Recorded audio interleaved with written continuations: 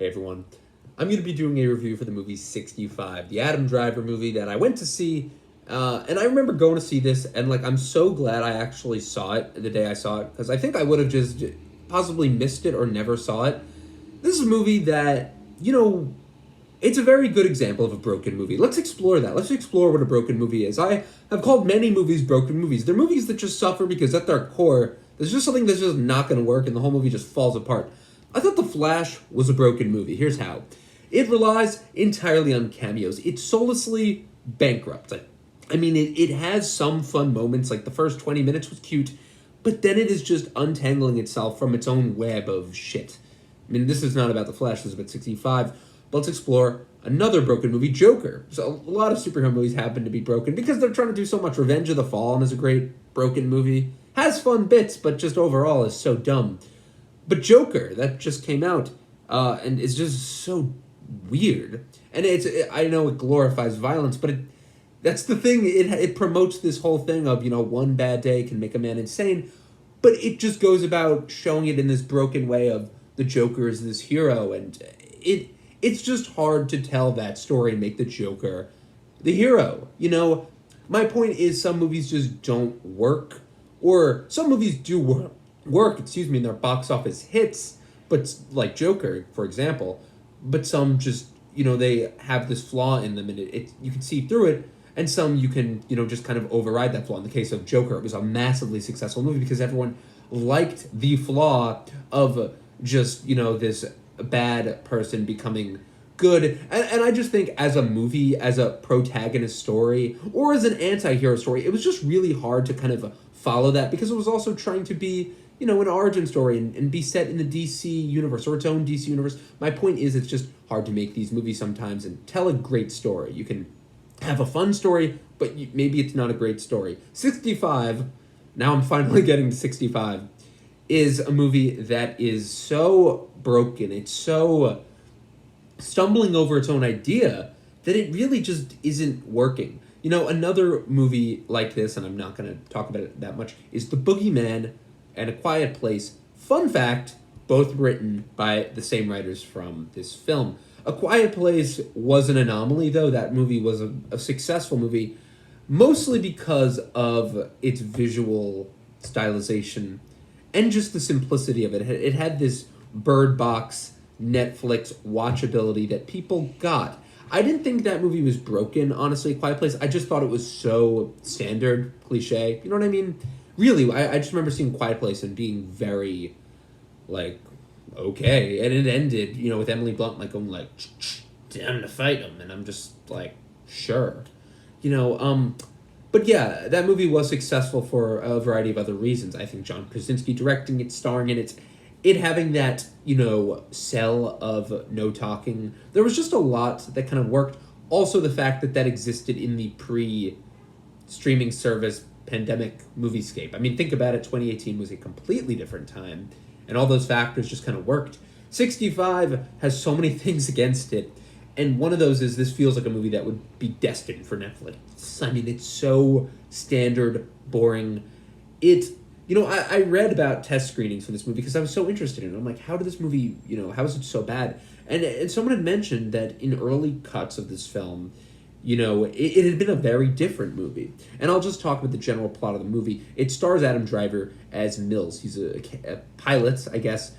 Here's where the movie's kind of broken. It's very hard to understand. This movie takes place on an alternate world, in the past. So already it's you have to kind of be wait, what?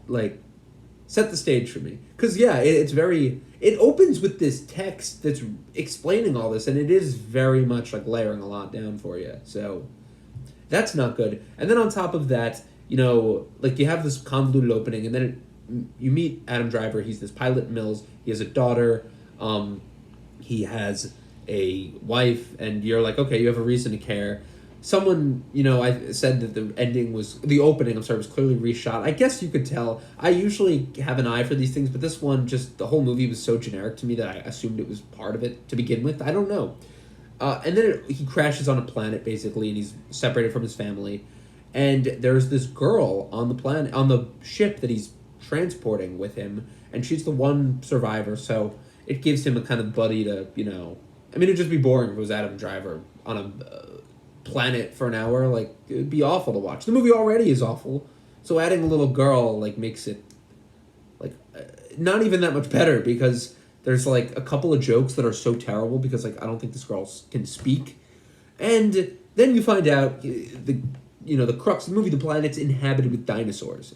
That's the thing, okay, guys. So this movie, Scott Beck and Brian Woods, the writers, the directors, these guys created this movie, and they thought that the dinosaur thing was going to be a huge sell, and it didn't work. The movie made no money, so clearly, it's interesting to me because Jurassic World Dominion just came out last year, guys. Now this movie was also all about dinosaurs, but it actively made money, and I think that's also a reason why Indiana Jones, The Dial of Destiny, is going to make money. Same producer, same everything. You don't think those movies are going to make money, but they're going to make money because they have an audience. Like, Jurassic World, it's an old franchise, but it makes money. Indiana Jones, it's old, but it makes money, even if it's terrible, right? Those movies are not good. 65 is not good, but it's just not going to work anyway. And the thing is, this movie is just broken. Even if it was good, I mean, I feel like it still wouldn't have an audience, but I feel like the audience would be better. I feel like people would have come if the movie's just better. It's just so boring.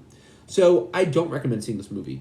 I think that the original intent of the filmmakers was to show a movie about a guy crashing on a planet, and you find out towards the end that it is Earth, like right before the meteor hits. But they couldn't sell that twist. I think that was a big part of the marketing. I think it was supposed to be vague what 65 meant. It was supposed to be the number of passengers on the ship he was transporting. This is just all according to, test screening, rumors, and I'm trying to think what would have been a more interesting movie. It's just overall not interesting because it doesn't present, a threat worth watching. Like, most movies have, like, even the first Jurassic World was pretty good because it built up the Indiosaurus Rex or whatever, like the big bad. And then there was the T-Rex, which they had also been built up, and through pacing and setups and payoffs, they bring those two into fight, and it works. In this movie, there are just random dinosaurs that kind of come out of nowhere and attack, and they're just trying to survive. And then at the end, a meteor has to hit, and they have to get to some escape pod and escape. And that's the movie, like, it is nothing short of an awful, very simple story. Could have been a short, crammed into 90 minutes, and they even have the bonding between Driver and the kid, and it just doesn't work. It's so dull. The whole setup and payoff with this like dirt puddle that like a dinosaur gets stuck in is so cliche. Like, you've seen this a million times. Overall, it's just nothing. So yeah, that's 65 for you. Don't watch it if you want a movie that is going to be good. I mean, like, honestly, I'm not going to be the one to say this was like the worst movie I've ever seen. It's just very, very dull for a movie that's very short and could explore such an interesting topic, such as dinosaurs. What if, a human crash landed on, or went back in time to when dinosaurs were on Earth? It would have been an interesting thing to see, but this movie doesn't really hit that. Well, I guess I'm going to go, but I will see you guys later. Have a great day, and let me know any other movies you would like to see reviewed, and take it easy.